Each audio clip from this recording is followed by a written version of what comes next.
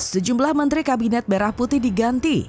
Nama Raffi Ahmad mencuat sebagai salah satu pengganti dan dikabarkan bakal menduduki kursi Menteri Pemuda dan Olahraga yang sebelumnya dijabat oleh Dito Aryo Tejo. Tapi belum lagi terjawab pasti soal teka-teki apakah Raffi yang akan mengisi kursi kosong yang ditinggalkan Dito.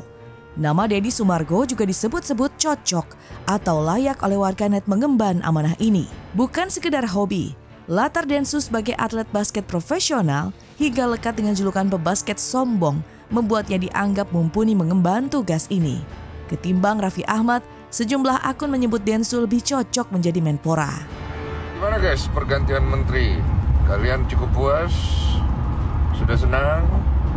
Cuma ada satu menteri yang diganti belum ada penggantinya, itu Menteri Olahraga. Mau saya yang maju? Kita olahraga tiap hari, 24 jam.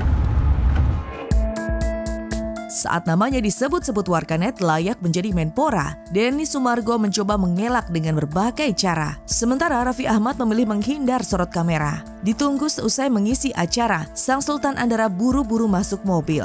Bahkan tak membuka kaca saat melewati awak media.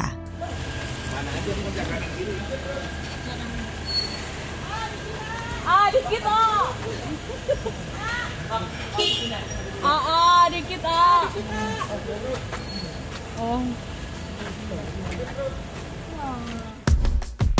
Siapa gerangan yang akan mengisi jabatan Menpora? Apakah benar Raffi Ahmad? Satu hal yang jelas, sejumlah orang punya cara berbeda menyikapi kabar ini. Di kanal Maya, komika Ari Kriting tuliskan dukungan untuk Raffi yang disebut lekat dengan gambaran pemuda dan olahraga. Sementara itu, Irfan Hakim memilih bungkam dan enggan menyikapi kabar tentang Raffi yang digadang-gadang menjadi Menpora. Ada pula Jessica Iskandar bersama suami Vincent Verhaak yang mengalirkan dukungan penuh apapun itu keputusan Raffi di kemudian hari. Dengar kabarnya Kak? Nggak tahu. Nggak tahu aja. Irfan isu Raffi nanti. Nggak tahu. Supportnya. Nggak tahu. Nggak tahu. Ya, balik lagi ke Raffi lah. Kita sebagai teman kita akan support apapun pilihannya dia itu. Good for you, semangat, dan karena ini tuh tanggung jawab besar ya, semoga bisa dijalani dengan amanah biar membangun citra yang baik juga buat kalangan selebriti. berarti Kak support aja terus buat Raffi? Support terus. Soal para bintang berkecimpung di panggung politik dan masuk jajaran elit pejabat menghadirkan riuh perdebatan belakangan ini. Aksi dan pernyataan kontroversial sejumlah artis yang duduk di Senayan menyulut emosi publik. Tapi di tengah riuh pembicaraan soal kelayakan artis menjadi anggota dewan, Vena Melinda beri dukungan penuh untuk sang putra tercinta Verrell Bramasta. Tulis kalimat sebagai isyarat rasa bangga pada sang anak pertama. Vena Melinda juga bagikan potongan video di mana Verrell menjalankan peran sebagai wakil rakyat di Senayan. Saya akan mulai dari premis bahwa saat ini media sosial telah menjadi kekuatan kelima dalam negara Indonesia ini. Jadi menjadi pilar kelima dalam demokrasi, selain eksekutif, yudikatif, legislatif, media massa, dan sekarang media sosial.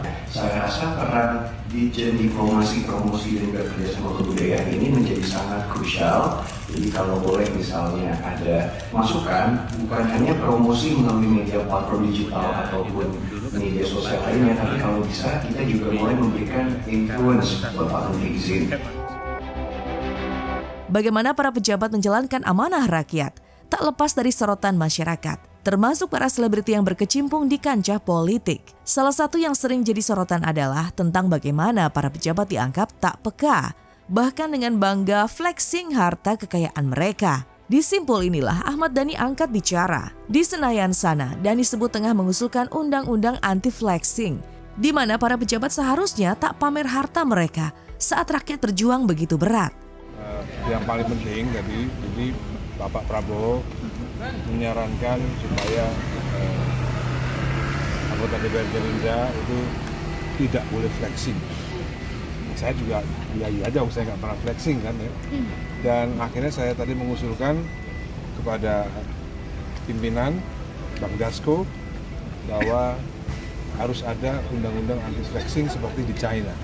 Dan Bang Dasko setuju, mudah-mudahan Komisi 1 nanti akan menggulirkan undang-undang anak. Ketika banyak yang begitu enteng flexing sana-sini, pemandangan berbeda hadir dari Adrian Maulana. Kebiasaannya naik transportasi umum seperti KRL mendadak viral usai Nafa Urbach ungkapkan keluh kesah kejebak macet saat berangkat ke DPR dari rumahnya di Bintaro. Lebih dari sekedar ikut bicara, Adrian Maulana konsisten sebar ajakan agar lebih banyak orang mau menggunakan transportasi umum tanpa perlu gengsi sama sekali. Di tengah banyak orang mungkin kali-kali ini nggak nyindir sama siapapun ya guys, tapi maksudnya banyak fenomena orang inflexing dengan apa yang dia punya, naik mobil, turun mobil, apalah, pakai ini, pakai itu segala macam. Tapi kamu jalan naik KRL, is it? Yeah. KRL tiap hari ya. Terus udah gitu, sometimes you bring your own coffee, desek-desekan segala macam, knowing bahwa Adrian Maulana ini adalah seorang yang dikenal banyak orang. It just happen naturally karena gini. Mel dan teman-teman semua ya, saya tuh sebenarnya dari kecil udah terbiasa using public transportation. Since I was di elementary school gitu, saya udah dibiasakan dari umur 8-9 tahun saya naik bajai ya, dari Tresia ke Cideng dulu Tanah Abang sini deket sini ya.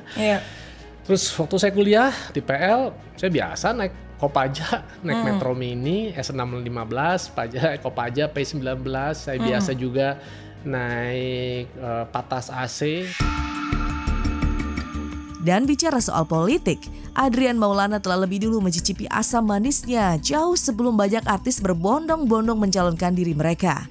Bagi Adrian, pengalaman di tahun 2008-2009 silam cukup baginya untuk mengambil sikap bahwa politik tak hanya butuh kemampuan.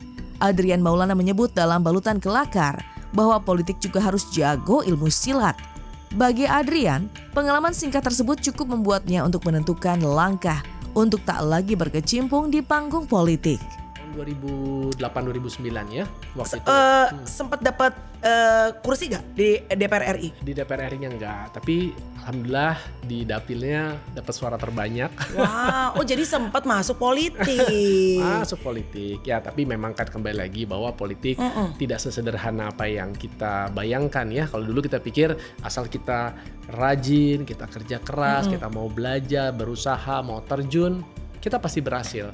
Nah, berhasil ini ternyata tidak serta-merta ditunjukkan itu adalah dengan duduknya seseorang di dewan ya. Karena banyak juga ternyata ilmu-ilmu silat yang harus dikuasai atau dimiliki untuk seseorang ini bisa melenggang ke gedung bundar di Senayan. Saya merasa belum cukup matang ya, belum cukup dewasa. Masa sih? Untuk karena gini Mel, kita perlu proses ya.